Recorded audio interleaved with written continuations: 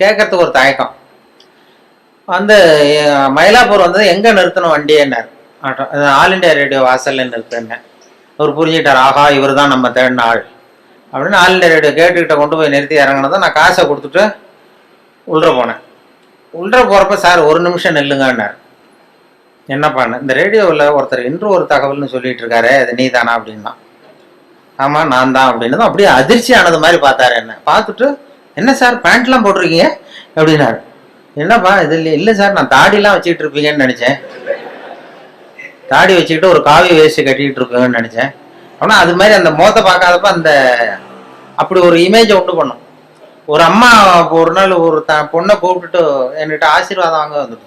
All India ரேடியோக்கு வந்து வேலூர் பக்கத்துலேருந்து ஒரு நாள் சாயந்தரம் 5 மணிக்கு என் கூட வேலை பார்க்குறவங்களாம், இதில் வந்து கேசினோவில் ஒரு அருமையான இங்கிலீஷ் படம் போட்டிருக்கான், வா போய் பார்ப்போம்னு எனக்கு கூப்பிட்டுட்டு இருக்கிறாங்க நண்பர்கள்.